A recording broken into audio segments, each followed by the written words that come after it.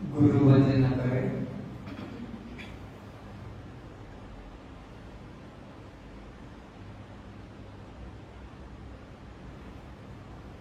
गुरुर्ब्रह्मा गुरुर्विष्णु गुरुर्ब्रह्मा गुरुर्विष्णु गुरुर्देवो महेश्वरः गुरुदेवो महेश्वरः गुरु साक्षात् परम ब्रह्म गुरु साक्षात् परम ब्रह्म तस्मै श्री गुरुवे नमः। तस्मै श्री गुरुवे नमः।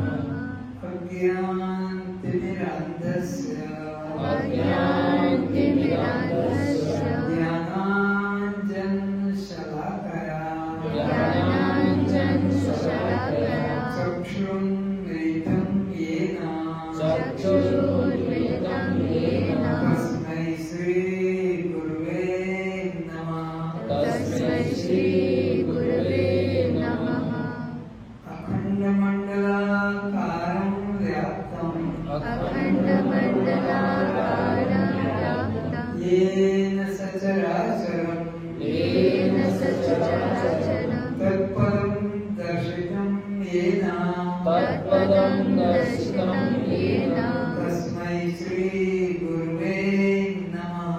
तस्मै श्री गुरुवे नमः। मन्नाथ श्री जगन्नाथ मन्नाथ श्री जगन्नाथ मद्गुरुं श्री जगद्गुरुं मद्गुरुं श्री जगद्गुरु मदात्मा सर्वभूतात्मा मदात्मा सर्वभूतात्मा तस्मै श्री गुरुवे नमः। तस्मै श्री गुरुवे नमः।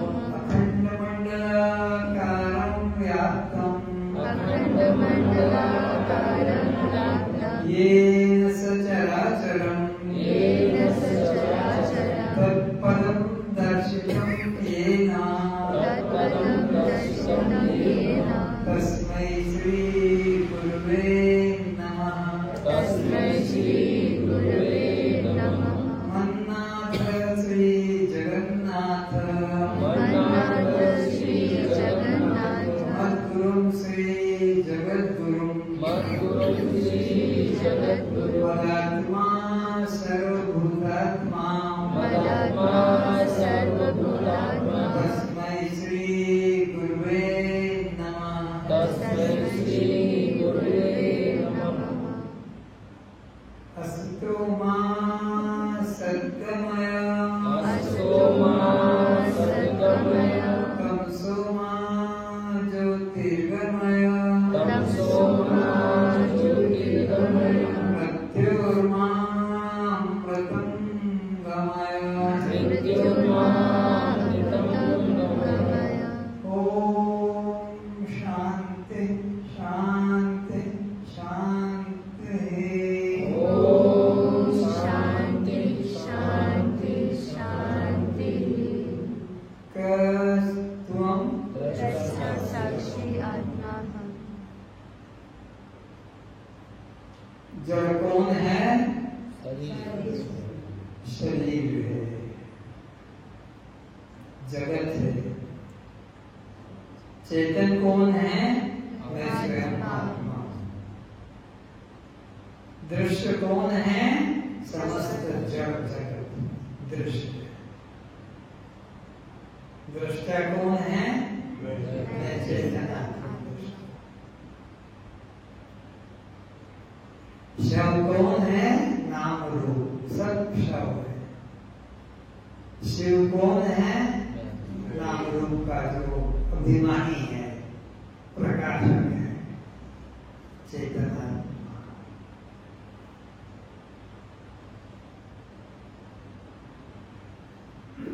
जन्म मरण किसको? भूख प्यास किसको? सुख दुख किसको? बंधन किसको? कष्टों। सभी अपने नेत्रों को खोलें। श्रोताओं के रूप में उपस्थित सभी आत्मनिष्ठों को प्रणाम।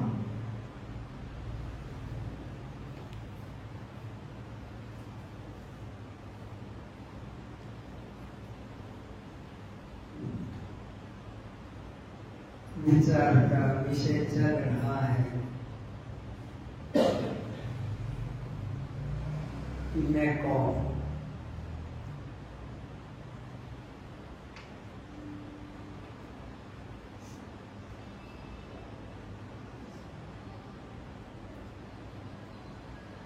जो कभी जानने में नहीं आता, केवल जानता रहता है, जो कभी दिखाई नहीं पड़ता, जो केवल देखता रहता है, जो कभी अनुभव में नहीं आता है किंतु अनुभव करता रहता है, सोहम आत्मा गुणाकेश, वही मैं आत्मा, जो दृश्य नहीं, शव नहीं, अनात्मा नहीं, पर प्रकाश नहीं, स्वयं प्रकाश, शिव अखंड असम आत्मा, सो वह उसी को हम अष्टावक्र महागीता के माध्यम से श्रवण करते आ रहे हैं। अब देखते हैं कि जनक क्या कहते हैं, अष्टावक्र क्या समझा रहे हैं।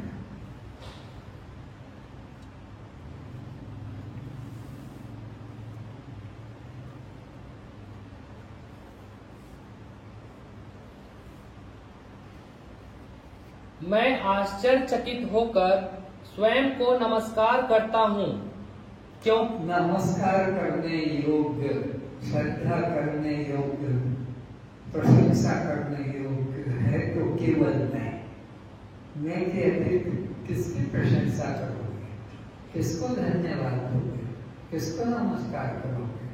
कोई वंदनीय, पूजनीय, आदरणीय नहीं। अगर कोई पूजनीय, आदरणीय, वंदनीय है तो अपना आत्मा। क्योंकि जहाँ तक मन वाणी जाते हैं वहाँ तक मेरा अपना कुछ नहीं है। सब अनात्मा है।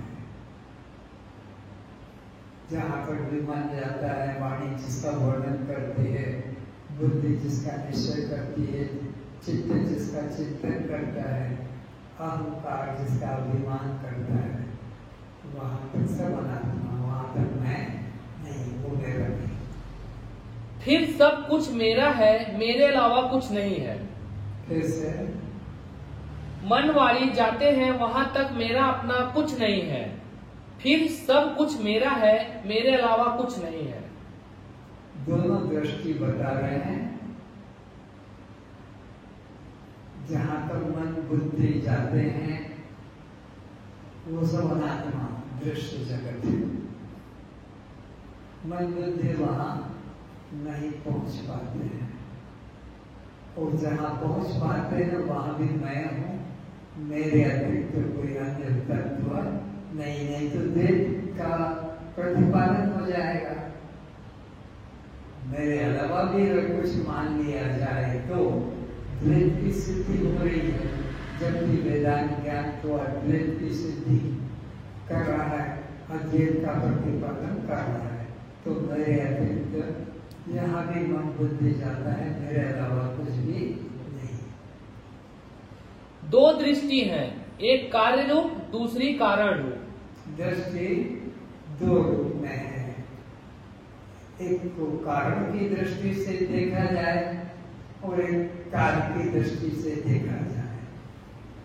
अगर घड़ा देखते हो तो ये कार्य की दृष्टि है, अगर मिट्टी देखते हो तो कारण की दृष्टि है, स्वर्ण को देखते हो तो कारण दृष्टि है, अलंकारों को देखते हो तो कार्य दृष्टि है, आत्मा को देखते हो तो कारण दृष्टि है, और जगत को देखते हो तो कार्य दृष्टि है। लेकिन कार्य कभी कारण से अलग नहीं होता है। कार्य कारण दो नहीं है, एक उपयोग की दृष्टि से कार्य कहलाता है और एक जिससे बनता है उसे कारण कहते हैं। कार्य रूप में नाम आकार को लेकर कहा जाता है। अलंकार चूड़ी चेन अंगूठी कह दो, घड़ा चुराई दीपक कह दो, कुर्सी टेबल, ये सब कार्य की दृष्टि से, नाम रूप की दृष्टि से पुकारे जाते हैं। लेकिन अलंकार कितने भी हो, कारण तो एक सोना है। वस्त्र कितने भी हो, कारण तो एक सूत है। इसी तरह नाम रूप जगत कितना भी हो, लेकिन केवल सच्चिदानंद आत्मा ही है, केवल एकमात्र चैतन्य ही है, एकमात्र मैं ही हूँ। एवं कारण दृष्टि अस्ति भाति प्रिय तत्व आत्मा को लेकर कहा जाता है। अस्ति यानी है, भाति यानी प्रतीत हो रहा है, और प्रिय यानी उपयोग में आता है। संसार में कोई भी ऐसा पदार्थ नहीं जिसमें ये तीन चीजें ना हो, झलकती हो। कोई भी आपके लिए ना हो, किसी और के, लेकिन तीन चीजें अस्ति भाति प्रिय। जैसे सांप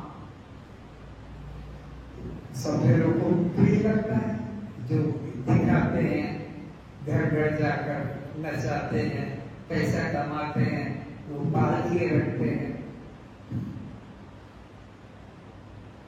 दिखाई पड़ रहा है सांप, तो अस्ति है, सांप है, सांप प्रतीत होता है।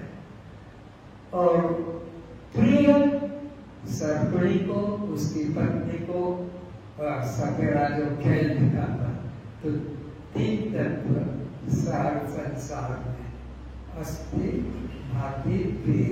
अस्ति यानी सत्य, भाति यानी चित्त, और प्रिय यानी आनंद। आनंद ही तो अस्ति भाति प्रिय सच्चिदानंद रूप ब्रह्म ही सर्वत्र फैला हुआ है। जनक जी कार्य दृष्टि से बता रहे हैं कि यह सब माया बाजार मेरी ही छाया है। फिर से जनक जी कार्य दृष्टि से बता रहे हैं कि यह सब माया बाजार मेरी ही छाया है।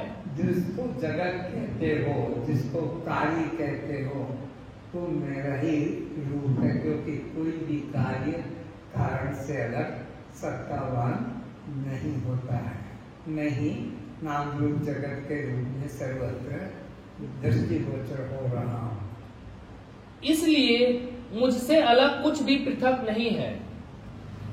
मुझसे अर्थात आत्मा से पृथक कुछ भी, सब एक मेवा अद्वितीयम ब्रह्म नेह नानास्ति किंचन। एक ब्रह्म के अतिरिक्त अन्य कुछ भी नहीं है। नहीं सर्व रूपों में दृष्टिगोचर हो रहा। गो गोचर जहम लगी मन जाई, सो सब माया जाने हो भाई। इंद्रियां जहां तक जा सकती हैं, वह में सब मेरा ही साकार रूप है, किंतु वह नाशवान है। उसकी दृष्टम तन्नष्टम, जो दिखाई पड़ता है, जहाँ तक इंद्रिय पहुँच पाती है, सोच पाती है, निश्चय कर पाती है, चिंतन कर पाती, सो सब माया है। और वो माया भी मुझसे अलग नहीं है। उसकी चाह अविवेकी से ही होती है। उन सब नाम रूप प्रतियों में एकमात्र अधिष्ठान रूप मैं ही सत्य हूँ। आत्मा की दृष्टि से यहाँ उसके अतिरिक्त अन्य कुछ नहीं है। आत्मा अद्वैत एवं व्यापक होने से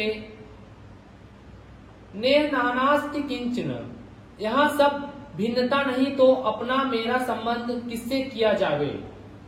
यहाँ कोई अन्य नहीं, भिन्न नहीं, तो किससे रिश्ता जोड़ा जाए कि ये मेरा है, ये मेरी है। मेरा मेरी तभी होगा जब द्वैत होगा। यहाँ एक आत्मा के अलावा अन्य किंचित भी नहीं है, तो किससे मेरा और किससे मेरी होगे। एकमात्र मैं ही सत्य हूँ। अर्थात आत्म दृष्टि से मेरे अतिरिक्त कुछ नहीं है। मैं आत्मा ही एकमात्र हूँ। जनक जी कह रहे हैं कि यह संपूर्ण संसार मुझ आत्मा की ही लीला है। ये जो भी दिख रहा है नाम रूप जगत, यह कोई अन्य भिन्न सत्ता नहीं है। सब अलंकार सोना ही है, सब कपड़े सूत ही है, समस्त चराचर जगत एक आत्मा ही है। आत्मा की सत्ता ही है, नाम रूप केवल है, लेकिन सत्ता तो आत्मा की है। सत्ता तो स्वर्ण की है, नाम रूप अलंकार भाषित होते हैं, पर उनकी कोई सत्ता नहीं। तो दृश्य जगत की कोई सत्ता नहीं, मैं ही दृश्य रूप में दृष्टिगोचर हो रहा हूँ। मैं आत्मा स्वयं कुछ नहीं करता हूँ, किंतु मेरी उपस्थिति मात्र से सब कुछ होता है। आत्मा शक्ति मात्र है, वो कुछ नहीं करता है, पर उसकी उपस्थिति से, उसकी शक्ति से यह माया अपना जाल फैला रही है।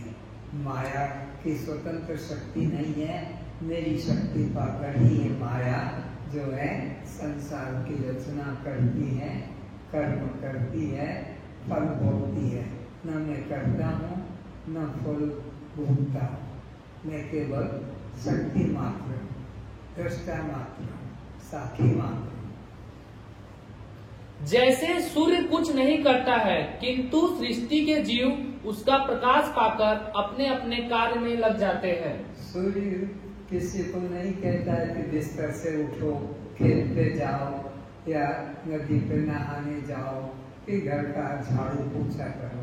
उसकी शक्ति पाकर ही यह मन माया अपने अपने कामों में लग जाती है। सूर्य कुछ करता नहीं, न करने के लिए कोई आदेश करता है। प्रकृति अपने आप कर्म में लग जाती। प्रकृति क्रियमाणानि गुणे कर्माणि सर्वशः।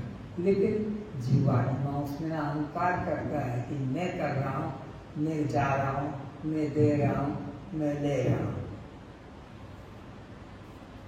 परमात्मा न करता है न कराता है, नैव कुर्वत् कार्यरन्। परमात्मा मनुष्यों के ना तो कर्तापन को, ना कर्मों को और न कर्म फल के संयोग को रचना करता है। परमात्मा किसी जीव के कर्म को निश्चित नहीं करता।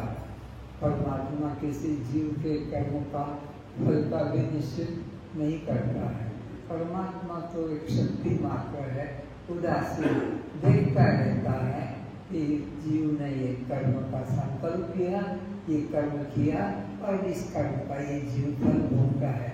न मैं कर्म की रचना करता हूँ, न कर्म फल की रचना करता हूँ, न भोक्तापन का मैं निर्णय करता हूँ। ये सब प्रकृति के द्वारा होते रहते हैं।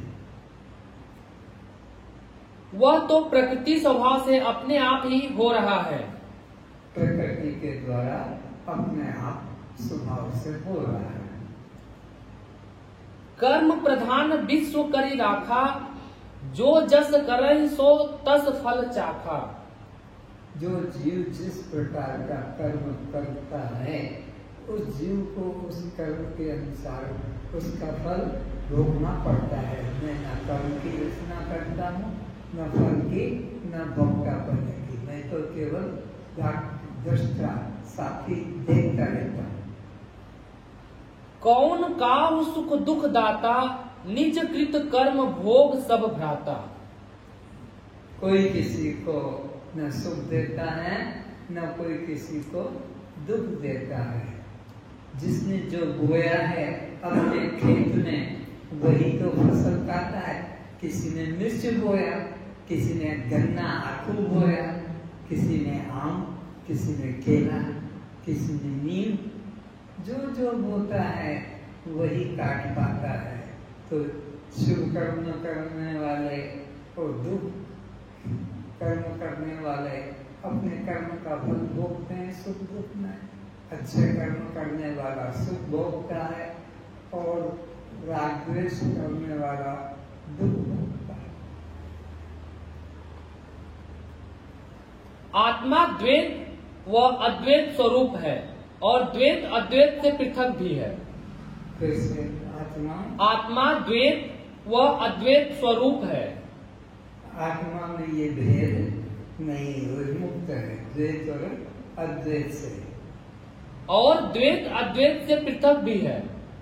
और द्वैत अद्वैत से पृथक भी है। द्वैत जिसको कहते हैं यह वो नए से कभी पृथक नहीं, क्योंकि मैं नहीं होऊंगा तो इसको कौन कहेगा यह है वह है।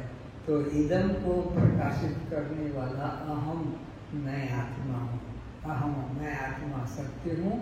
और यह इदम जिसको कहा जाता है यह मुझसे भिन्न नहीं है। अहो मैं आश्चर्य रूप हूँ, इस कारण अपने स्वरूप को नमस्कार करता हूँ। तो अपने आप को मैं नमस्कार करता हूँ, वंदन करता हूँ। आश्चर्यजनक मेरा स्वभाव है। परमार्थ दृष्टि से देखो तो मेरा किसी से संबंध नहीं। क्योंकि दो होते हैं संबंध में, अपना पराया। लेकिन जब एक अद्वैत सत्ता है तो फिर मेरा किसी से कोई संबंध नहीं है, मेरे अलावा कोई दूसरा है ही नहीं। तो संबंध कैसे बनेगा? संबंध दो में बनता है। मेरे अतिरिक्त एक में द्वितीयम ब्रह्म नेह नानास्ति किंचन, किंचित भी एक कण के बराबर भी भिन्न मुझसे नहीं। इसलिए कोई मेरा संबंधी और कोई मेरा शत्रु भी नहीं। क्योंकि संबंध अन्य से होता है। मैं अद्वैत आत्मा संग से रहित हूँ। असंगो ही अयं पुरुषः, अर्थात यह आत्मा असंग है। विचार दृष्टि से भी देखो तो मुझसे कोई भिन्न नहीं। कारण से कार्य कभी भिन्न, विचार दृष्टि से देखो तो कोई भी कार्य कारण से भिन्न नहीं होता है। और सांसारिक दृष्टि से देखो तो जो जो मन वाणी से विचार जाता है वह सब मेरी शक्ति पाकर ही होता है। और नाम रूप दृष्टि से देखोगे तो वह भी नाम रूप मुझ आत्मा से भिन्न कुछ अन्य नहीं है। मैं आत्मा ही यह वह नाम रूप जगत के रूप में दिखाई पड़ रहा है। परंतु वह मिथ्या है। परंतु वह मिथ्या है, जैसे मिथ्या है, इन्हें झूठा है। स्वर्ण व अलंकारों का कारण कार्य उपयोगिता की दृष्टि से भले ही भेद कहे, किंतु स्वर्ण अलंकारों का कोई संबंध नहीं है। स्वर्ण और अलंकार का संबंध तो तब हो जब अलंकार कोई स्वतंत्र भिन्न सत्ता हो।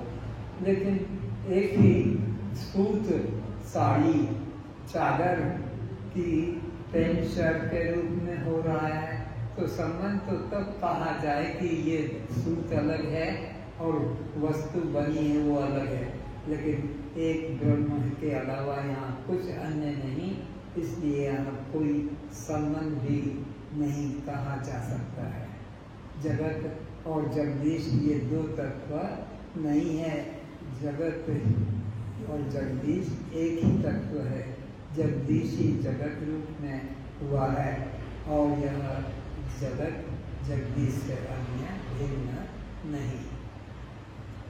क्योंकि संबंध तो दो में होता है, इसी प्रकार मुझ आत्मा का और इस नाम रूप जगत का कोई संबंध नहीं है।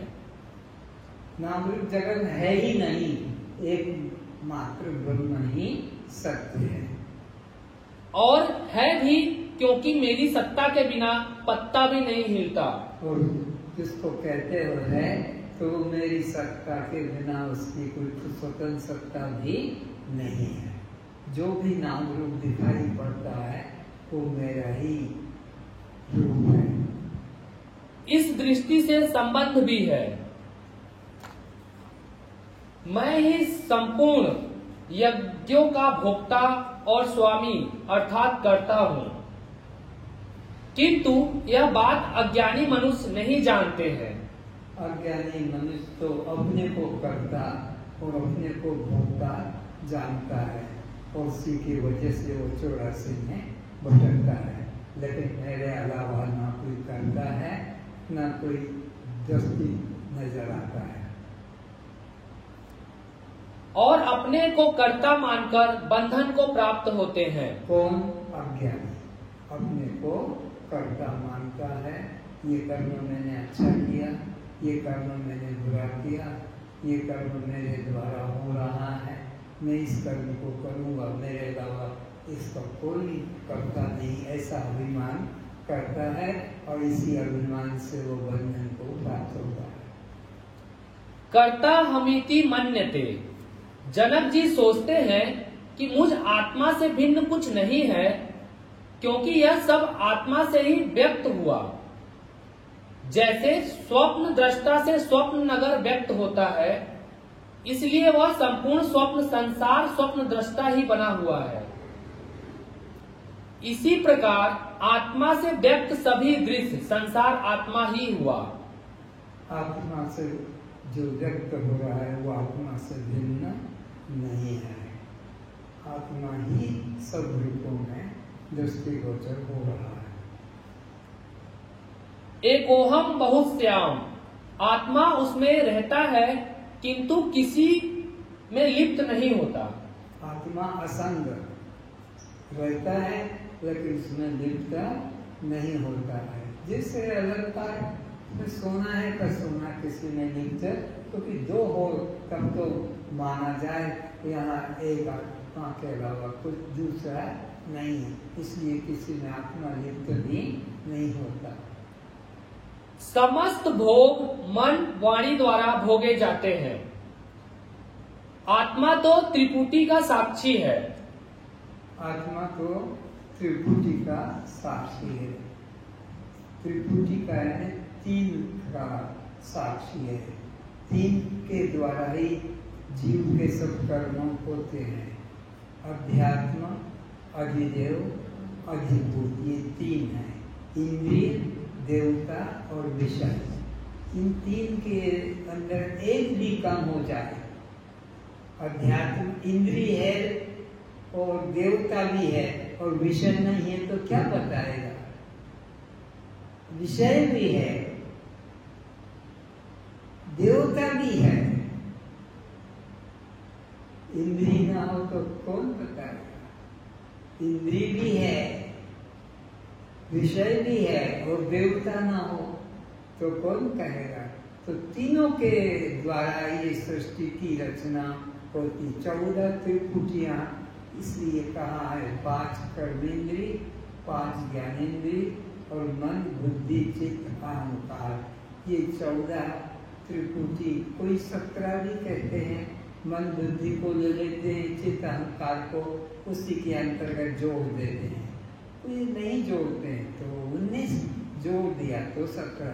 तो यह त्रिपुटियां 14 माना है तो ये 42 तत्व हो गए।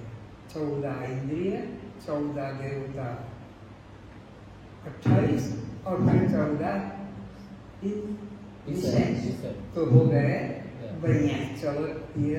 42। तो इस तरह यह त्रिपुटी है और मैं त्रिपुटियों का साक्षी हूँ। मैं ना इंद्रिय होता हूँ, ना मैं विषय होता हूँ और ना मैं देव होता हूँ। मैं इन तीनों से अलग दृष्टा साक्षी हूँ। इंद्रियों का कर्म त्रिप, मंद एवं अंध 3 प्रकार से होता है। आत्मा कुछ ना करता हुआ केवल देखता रहता है। आत्मा का मतलब मैं। ये कर्म हो रहे हैं 5 ज्ञानेंद्रिय से, 5 कर्मेंद्रिय से और अंतःकरण चतुष्ट से। मैं केवल साक्षी हूँ। मैं कुछ करता कि भोगता नहीं, मैं देखता रहता हूँ। उन इंद्रियों के विषयों में लिप्त नहीं होता। मैं किसी इंद्रिय के विषय में आसक्त भी नहीं होता कि इसके बिना तो मैं जी नहीं सकूंगा, साथी रे तेरे बिना भी क्या जीना। ये मूर्ख अज्ञानी लोग कि मैं इसके बिना रह नहीं सकूंगा। अरे अन्न नहीं खाएगा, फल खाएगा, फल नहीं खाएगा तो पत्ते खाएगा, रस लेगा, लेकिन आसक्त नहीं होगा, लिप्त नहीं होगा। इसलिए आत्मा असंग, निष्क्रिय, निर्विकार होने से महान है। आत्मा कैसी है? कैसे? इसलिए आत्मा असंग, कैसा है वो? असंग है। असंग का मतलब है, संग 3 तरह का होता है, सजातीय, विजातीय और स्वगत। आत्मा 2 होते तो सजातीय संबंध हो जाता, आत्मा अनात्मा दूसरा होता तो विजातीय हो जाता, या आत्मा के ही अंग प्रत्यंग होते, साकार होती तो स्वगत हो जाता। आत्मा असंग है, न कोई उसका सजाती है, न कोई विजाती है, न कोई स्वगत भेद है। निष्क्रिय, निर्विकार होने से आत्मा महान है। आत्मा ही नमस्कार करने योग्य है। मुझ आत्म देश में न कुछ ग्राह्य है और न कुछ अग्राह्य है। यह ग्राह्य और अग्राह्य दोनों विकल्प मुझ आत्म देश में नहीं है। जब मैं आत्मा किसी से विशेष होऊं और कोई मुझसे न्यून होवे, तभी तो मैं किसी से ग्राह्य हो सकूंगा। कम और ज्यादा होने से तो भेद आएगा, लेकिन कोई 2 है ही नहीं, तो न कोई ज्यादा है न कोई कम है, इसलिए मैं द्वय आत्मा ही सत्य हूँ। जो विलक्षण एवं विशेष होता है वही तो दूसरों के द्वारा ग्राह्य किया जाता है, उसे प्राप्त करने का साधन करता है। जब मैं आत्मा किसी से विलक्षण एवं विशेष नहीं, तब मुझ सामान्य को कौन दूसरा है? जब मेरे से कोई ज्यादा ऊंचा ना होगा तो मैं उससे कैसे इच्छा करूंगा? मेरे से कोई बड़ा नहीं कि मेरे से कोई छोटा भी नहीं, मैं एकमात्र आत्मा ही सत्य हूँ। बड़ा होने से पाने की इच्छा होगी, छोटा होने से त्यागने की इच्छा होगी। मेरे लिए न कुछ ग्राह्य है न त्याज्य है। जो ग्रहण करने की इच्छा करेगा, यदि मैं किसी के द्वारा ग्राह्य हो जाऊं तो वह एक दिन त्याग भी कर सकेगा। तो अगर मैं किसी को प्राप्त करूंगा और वो एक दिन कभी मुझे भी छोड़ सकता है, इसलिए मेरे लिए ग्रहण त्याग कुछ भी अन्य नहीं है।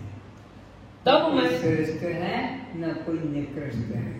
श्रेष्ठ होगा तो पाने की इच्छा होगी, निकृष्ट होगा तो त्यागने की इच्छा होगी।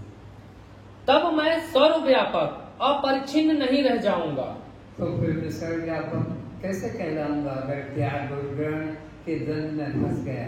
लेकिन मैं तो सर्वव्यापक हूँ, तो मेरे से कोई बड़ा भी नहीं कि मेरे से कोई छोटा भी नहीं। किंतु मेरे सिवा अन्य कोई नहीं है, इसलिए मुझे कौन ग्रहण व त्याग कर सकेगा? कोई नहीं। अतः मैं ग्रहण त्याग से रहित सामान्य सबका आत्मा स्वरूप हूँ।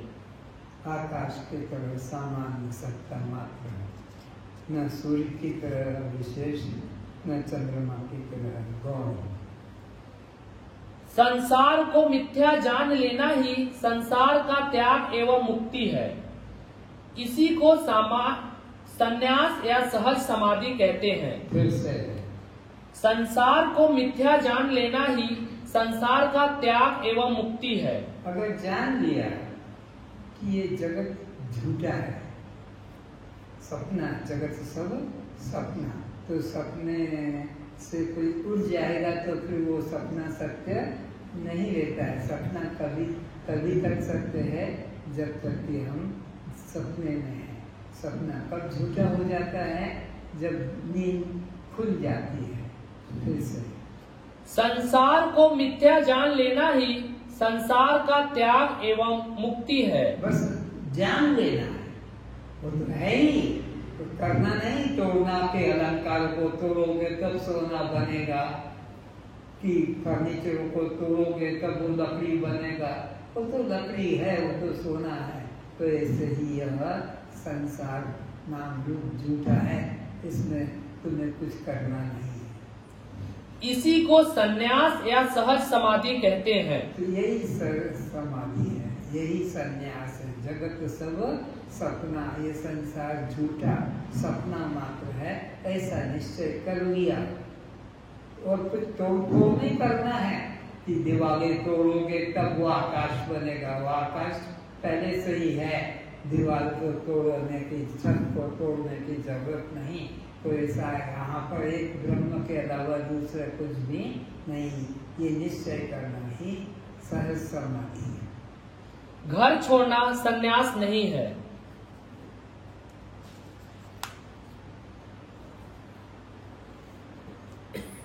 ज्ञान, ज्ञाता और ज्ञेय यह तीनों ही नहीं है। ज्ञान, ज्ञाता और ज्ञेय ये तीन नहीं बल्कि एक ही है। अज्ञान से ही प्रतीति होती है कि ज्ञान, ज्ञाता, ज्ञेय की त्रिपुटी है।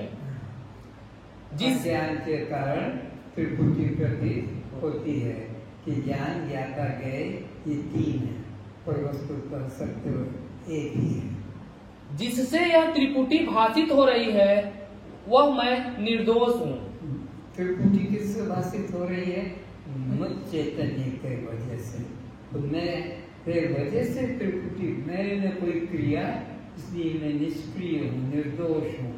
ये अंतःकरण के अंदर त्रिपुटियाँ काम करती है। वही पापी पुण्यात्मा बनता है, वही बंधन मुक्त को पाता है। ज्ञान अर्थात जिससे जाना जाए, ज्ञेय अर्थात जानने योग्य। ज्ञान जिससे जाना जाए, ये घड़ी है, ये जिससे जाना गया वो है ज्ञान। ज्ञेय जो जाना गया है ये घड़ी, तो ये घड़ी हो गई ज्ञेय। और जिसने जाना है वो जीव हो गया ज्ञाता। ज्ञाता, ज्ञेय, ज्ञान। पढ़ो। ज्ञान अर्थात जिससे जाना जाए, ज्ञेय अर्थात जानने योग्य, ज्ञाता अर्थात ज्ञान करने वाला, जीवात्मा। जानने वाला, इन तीनों के योग को त्रिपुटी कहते हैं। और इन तीनों के मिलन को ही त्रिपुटी कहते हैं। एक का भी अभाव हो जाए, ज्ञान का, ज्ञेय का कि ज्ञाता का, तो त्रिपुटी नहीं रहेगी। हर इंद्रियों की अपनी त्रिपुटी है। त्रिपुटी द्वारा ही जीव को जगत विषयों का ज्ञान संभव होता है। तो जगत के जितने विषय हैं 14 त्रिपुटियों के द्वारा ही इनका ज्ञान होता है। जनक जी कहते हैं इन तीनों का अस्तित्व ही नहीं है। अज्ञान से ही प्रतीति होती है। ज्ञाता, ज्ञेय, ज्ञान, दृष्टा, दृश्य, दर्शन, कर्ता, कर्म, क्रिया, प्रमेय, प्रमाण, प्रमेय, ये तीन की सत्ता ही नहीं है। सत्ता तो एक परमात्मा की है, चैतन्य की है, आत्मा की है, मेरी है। ये तीन भ्रांतियां हैं। तीनों का परस्पर संबंध है। इसमें से किसी एक के बिना किसी विषय की त्रिपुटी नहीं हो सकेगी। ज्ञेय विषय के लिए ज्ञाता होना आवश्यक है। ज्ञेय होना तो उसके लिए ज्ञान भी जरूरी है, अन्यथा ज्ञेय किससे जाना जाएगा। जब ज्ञाता भी है, ज्ञान भी है, तो ज्ञेय भी जरूरी है। बिना ज्ञेय के किसका ज्ञान करेंगे। आत्मा स्वयं ज्ञान स्वरूप है, उसे अन्य ज्ञान की आवश्यकता नहीं है। उसके लिए उससे भिन्न अपरिचित भी कुछ अन्य नहीं है, क्योंकि ज्ञान से अधिक और कोई दूसरा ज्ञान नहीं है। एकमात्र आत्मा ही सत्य है, वो अद्वैत है, उससे भिन्न अन्य कुछ ज्ञेय नहीं जो जाने में आएगा। आत्मा ही ज्ञेय बन जाता है, आत्मा ही ज्ञान बन जाता है, आत्मा ही ज्ञाता। ज्ञाता, ज्ञान, ज्ञेय तीन नहीं, एक आत्मा ही सत्य है। फिर से आत्मा स्वयं ज्ञान स्वरूप है, उसे अन्य ज्ञान की आवश्यकता नहीं। आत्मा तो खुद ज्ञान रूप है, उसे कोई गुरु आए और उसको ज्ञान देगा तब वो ज्ञान होगा, ऐसा नहीं। आत्मा तो खुद ज्ञान स्वरूप है, उससे भिन्न और कोई ज्ञान नहीं। उसके लिए उससे भिन्न अपरिचित भी कुछ अन्य नहीं है। और कुछ उससे अपरिचित भी छुपा हुआ भी नहीं, क्योंकि वही सर्वाकारों में विद्यमान है। क्योंकि ज्ञान से अधिक और कोई दूसरा ज्ञान नहीं है। वह सर्वज्ञ होने से उसे सबका ज्ञान है। सर्वज्ञ है आत्मा, इसलिए उससे कुछ छुपा हुआ नहीं, वो सर्वज्ञ है। सर्वज्ञ से कुछ छुपा नहीं होता है। आत्मा अद्वय है और सर्वज्ञ है। वह स्वयं ही ज्ञाता और स्वयं ही ज्ञेय है। वस्तुतः आत्मा नित्य शुद्ध मायामल से रहित निर्विकल्प निरंजन है। आत्मा का स्वभाव लक्षण बताया, नित्य निरंजन निराकार और निर्गुण है। उसमें कोई गुण नहीं है, उसमें कोई क्रिया निष्क्रिय है, उसमें कभी कोई दोष नहीं है। आत्मा स्वयं ज्ञाता ज्ञान एवं ज्ञेय रूप है। जो साधक इस त्रिपुटी भेद को जान लेता है, समझ जाता है, वह तो कृतत्व अभिमान से मुक्त हो जाता है। वो धन्य धन्य हो जाता है, कृतार्थ हो जाता है कि ज्ञाता ज्ञेय ज्ञान ये आत्मा ही है। आत्मा की ही ये तीन रूप हैं, ज्ञाता भी, ज्ञेय भी, ज्ञान भी। जिसने आत्मा को ऐसा, अपने को ऐसा जान लिया, उसका जीवन धन्य धन्य कृतार्थ हो जाता है। अब उसको कोई साधन करने की आवश्यकता कि योग करूं कि यज्ञ करूं कि जप करूं कि तप करूं कि मंदिर जाऊं कि तीर्थ जाऊं कि अन्न खाऊं कि फल खाऊं कि ये व्रत करूं कि उपवास करूं, ये बकवास करने की अब कोई जरूरत नहीं। जिसने अपने को ज्ञाता ज्ञेय और ज्ञान, आत्मा को ही ज्ञाता, आत्मा को ही ज्ञेय, आत्मा को ही ज्ञान, इस तरह से त्रिपुटी रूप में जान लिया। फिर से कहो,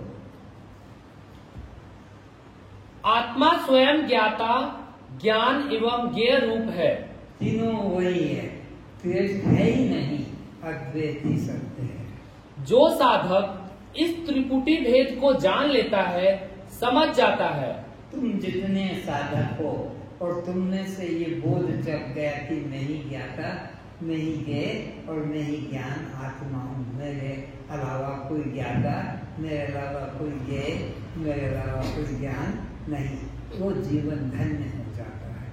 अपने अलावा और कोई सत्य नहीं मानता, आत्मा के अलावा और कोई भिन्न द्वैत को सत्य नहीं मानता, उसका जीवन धन्य हो जाता है। तो वह कृतत्व अभिमान से मुक्त हो जाता है।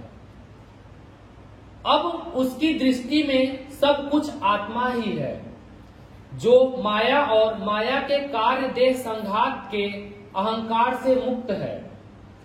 वह चेतन आत्मा है, वह मैं हूं। आत्मा ज्ञान स्वरूप है, उसे किसी अन्य ज्ञान की आवश्यकता नहीं, उसके अतिरिक्त और कुछ जानने योग्य नहीं। और कुछ जानने योग्य भी नहीं। आत्मा से जिसने आत्मा को जान लिया, अब उसको अलावा और कुछ जानने योग्य नहीं, क्योंकि आत्मा से श्रेष्ठ कुछ अन्य नहीं है। इसलिए आत्मा को जान लिया तो अपने को धन्य कर दिया। जब तक व्यक्ति अज्ञानी है, उसे अपने ज्ञान स्वरूप का बोध नहीं हुआ, तभी तक उसे ज्ञान की जरूरत है। कब तक? जब तक अपने आत्मा का ज्ञान नहीं हुआ है, तब तक ही उसको ज्ञान की जरूरत है। और जब आत्मा का बोध हो गया तो फिर ज्ञान की भी जरूरत नहीं कि कोई गुरु के पास जाए और वो ज्ञान देगा तब वो मुक्त होगा। तो वो मुक्त तो पहले से ही था, है और रहेगा, लेकिन नहीं जानता था और देह को मैं मानता था, इसीलिए वह अपने को अज्ञानी और गुरु की आवश्यकता समझ रहा था। बोध जागृत हो जाने पर मैं स्वयं आत्मा ज्ञान स्वरूप हूँ। अगर बोध जग गया कि मैं स्वयं आत्मा हूँ, मैं स्वयं ज्ञान स्वरूप हूँ, अब मुझे किसी अन्य की जरूरत नहीं है, ऐसा बोध जग गया। इसलिए मेरे लिए अन्य ज्ञान की जरूरत नहीं है। अब अपने जानने के लिए किसी अन्य ज्ञान की जरूरत नहीं है। आत्मा असंग है, कर्ता भोक्ता भाव से मुक्त है। अपना स्वरूप कैसा है? असंग, किसी से भी पायमान नहीं। सजाती हो कि विजाती हो कि स्वगत हो, मैं असंग हूँ, मेरा किसी में आसक्ति नहीं। आत्मा के लिए कोई मेरा नहीं है, वह तो केवल दृष्टा साक्षी है। उसकी उपस्थिति में ही सब हो रहा है। वह ज्ञाता ब्रह्म, ज्ञेय ब्रह्म, ज्ञान ब्रह्म मैं ही हूँ। ज्ञाता ज्ञेय ज्ञान ब्रह्म कोई अन्य नहीं, वह ज्ञाता ज्ञेय और ज्ञान ब्रह्म मैं स्वयं ही हूँ। अब मेरे लिए कुछ प्राप्तव्य नहीं। ब्रह्मा विष्णु महेश, उत्पत्ति स्थिति लय, सत्व रज तम, जीव जगत ईश्वर, भोक्ता भोग्य भोजन, कर्ता कर्म क्रिया, ध्याता ध्येय ध्यान, प्रमाता प्रमाण प्रमेय, दृष्टा दृश्य दर्शन, उपासना उपासक उपास्य, ज्ञान ज्ञेय ज्ञाता, ये समस्त त्रिपुटियां काल्पनिक है। समस्त त्रिपुटियां काल्पनिक है। इनकी सत्ता नहीं, सत्ता तो एकमात्र मेरी। ये जो तीन तीन के नाम जोड़ा बताया, यह सत्य नहीं, ये सब काल्पनिक है। सत्य तो एकमात्र में साक्षी आत्मा। गहरी नींद में मेरे अलावा कोई भी जगत का द्वैतवाद वहाँ नहीं की जाता। ज्ञेय ज्ञान दृष्टा दृश्य दर्शन प्रमाता प्रमेय प्रमाण कोई गहरी नींद में नहीं। ये सब काल्पनिक है। गहरी नींद टूट गई तो सपने में सब त्रिपुटी आ जाएगी, जागृत में भी त्रिपुटी आ जाएगी व्यवहार में। लेकिन अगर गहरी नींद में पहुंच गए तो वहां पर ये कोई त्रिपुटी नहीं, केवल एकमात्र मैं ही सत्य हूँ। जब द्वैत ही सत्य नहीं है तब यह त्रिपुटी त्रैत कैसे सत्य हो सकेगा? जब द्वैत ही सत्य नहीं है तो फिर ये द्वैतवाद की त्रिपुटी कैसे सत्य हो सकेगी? अस्तु मैं एक आत्मा ही सत्य हूँ, इस निष्ठा को धारण करो। अहम भोजनम नैव भोज्यम न भोक्ता, चिदानंद रूप शिवोहम शिवोहम। त्रिपुटी दृश्य का जो दृष्टा है वही चतुर्थ सत्य है, वही आत्मा है, वही तुम हो। त्रिपुटी काल्पनिक है, श्रुति संदेश देती है। त्रिपुटी दृश्य का जो दृष्टा है, जो जानने वाला है त्रिपुटी को, अध्यात्म अधिदेव अधिभूत तीन को, इंद्रिय देवता विषय को जो जानने वाला है वो सत्य है, जो जानने वाला। और ये जो जाना जा रहा है तीन, ये सत्य नहीं, ये सब कल्पना है। त्रिपुटी दृश्य का जो दृष्टा है वही चतुर्थ सत्य है। वो चतुर्थ तुम हो और वही सत्य है, वही आत्मा है, वही तुम हो। त्रिपुटी काल्पनिक है, श्रुति संदेश देती है। मैं ध्यान ध्याता और ध्येय त्रिपुटी से रहित तीनों का अधिष्ठान एक ही सत्य निरंजन ब्रह्म हूँ। बाकी समस्त त्रिपुटियां काल्पनिक है। जब ज्ञेय असत्य है तो ज्ञाता भी असत्य हो। जब ज्ञेय व ज्ञाता असत्य हो गए तो उसका संग्रह ज्ञान भी असत्य हो गया है। इस प्रकार ज्ञाता ज्ञान ज्ञेय यह त्रिपुटी असत्य है। तो त्रिपुटी क्या है? असत्य है। ज्ञाता ज्ञेय और ज्ञान, ध्याता ध्येय और ध्यान। जब ध्येय ही असत्य है, ध्याता ही असत्य है, तो ध्यान भी असत्य है। इसलिए केवल साक्षी ही सत्य है। और ये जो तीन है, ध्याता ध्येय ध्यान, ज्ञाता ज्ञेय ज्ञान, प्रमाता प्रमेय प्रमाण, ये सब कल्पना है। असत्य का साक्षी मैं निरंजन ही एकमात्र सत्य हूँ। आत्मबोध हो जाने पर ज्ञेय कुछ भी रहता नहीं, इसलिए पाने की इच्छा भी नहीं। यह स्वरूप ही जागृत आत्म साक्षात्कार है। बस आज थोड़ी देर के लिए भी मन को विश्राम दे, नेत्र बंद करें और श्वास को देखें।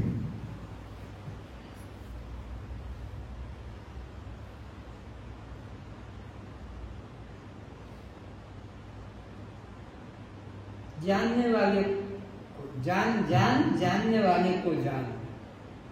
जो जानने में आ गया उसको छोड़ो।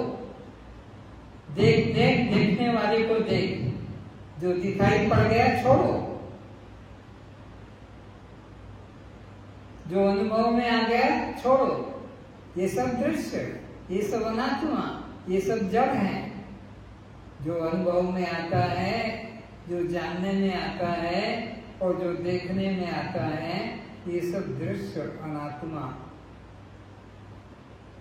इनको जो देख रहा है, देखने वाले को देख। जानने वाले को जान। जो जानने वाला है सो हम। जो देखने वाला है सो हम। जो अनुभव करने वाला है सो हम। मुझे कोई अनुभव नहीं कर सकता, मुझे कोई देख नहीं सकता, मुझे कोई जान नहीं सकता। सो हम वो अद्वैत सत्ता अनुभव रूप में।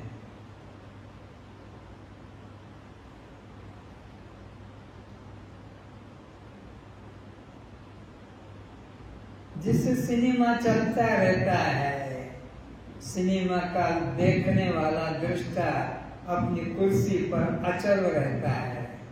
कितने दृश्य लाभ हानि के, कितने दृश्य मान अपमान के, कितने दृश्य पाप पुण्य के, कितने दृश्य सुख दुख के होते हैं। लेकिन वो देखने वाला, सिनेमा का देखने वाला जो दृष्टा पुरुष है, वो इस दृश्य सिनेमा से भिन्न है। उसके जीवन में कोई परिवर्तन नहीं आएगा। सिनेमा का देखने वाला, सिनेमा में किसी ने चोरी की है, किसी ने हत्या की है, सजा वे ही भोगेंगे।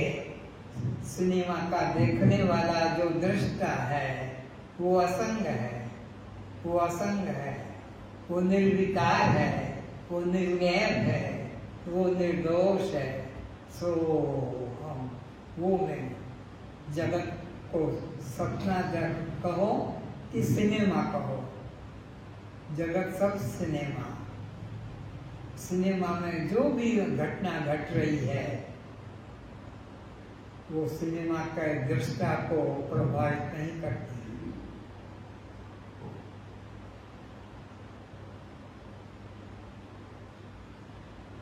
तुम्हारा घर, तुम्हारा परिवार,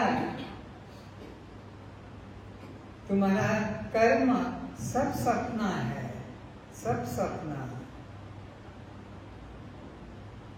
ये बाप बन गया, कोई माँ बन गई, कोई बेटा बन गया, तो कोई पति बन गया, कोई पत्नी बन गया, कोई मित्र बन गया, कोई शत्रु बन गया। ये सब सपना है। इससे मन हटा लो। मैं तो दृष्टा साक्षी आत्मा हूं।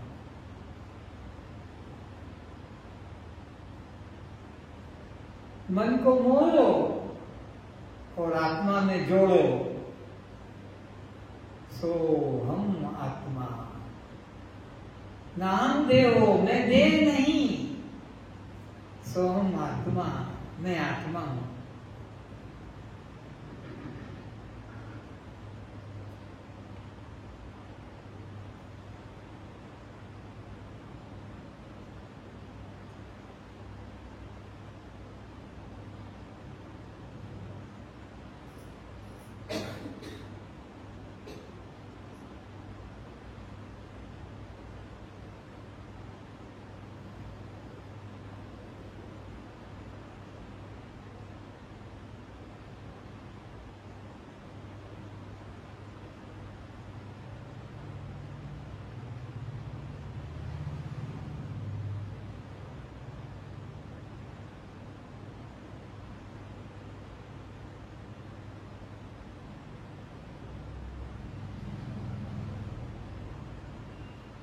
कोई भी दृश्य सत्य नहीं। किसी दृश्य में मन को मत अटकाओ। किसी संबंध में मन को मत भटकाओ।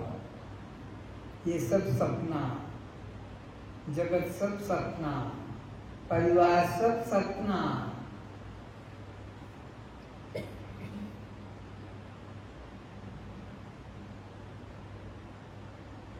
सपने को लेकर दुखी हो रहे हो, झूठे संबंध को लेकर रो रहे हो,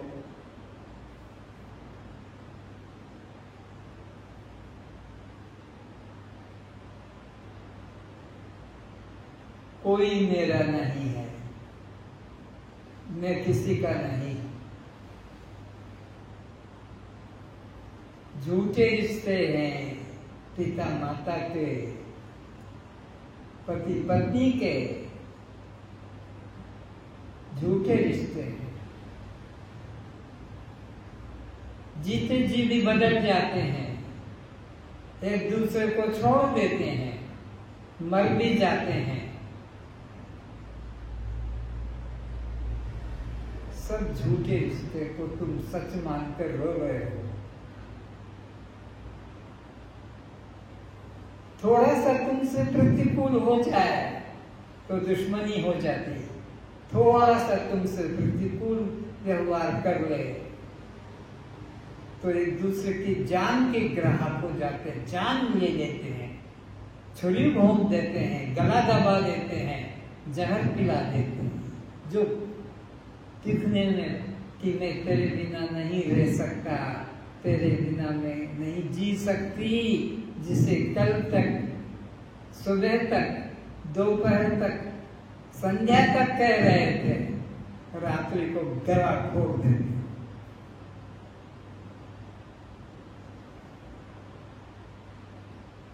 प्रत्यक्ष में कितना झूठा है, किंतु अज्ञानता से, मूर्खता से सच मानकर 84 में भटक गए।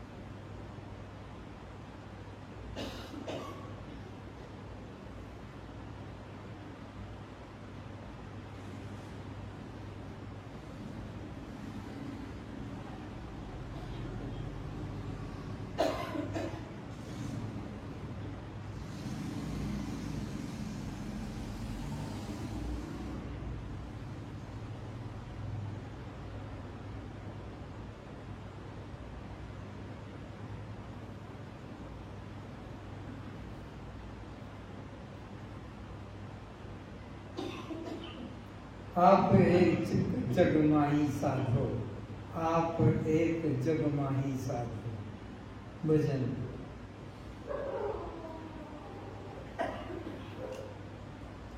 आप एक जगमाही साधो, आप एक जगमाही साधो, आप एक जगमाही रे, आप एक जगमाही रे, आप एक जगमाही साधो।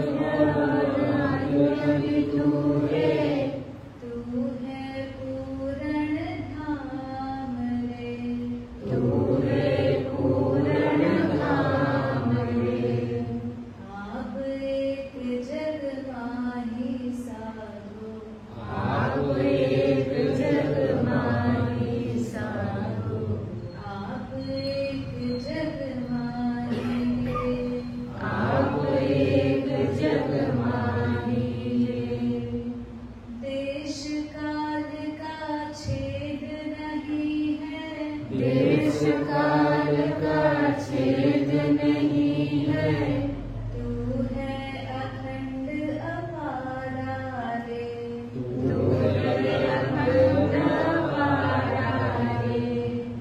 द्वैत हो या तो देख सके तुझे, द्वैत हो या तो देख सके तुझे, तू आत्म आकार रे, तू आत्म आकार रे।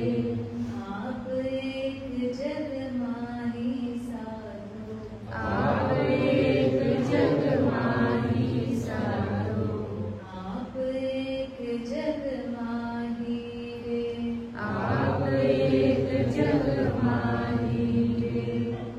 एक दो ऐसे तू है न्यारा, एक दो ऐसे तू है न्यारा, मन वाणी के पारा रे, मन वाणी के पारा रे।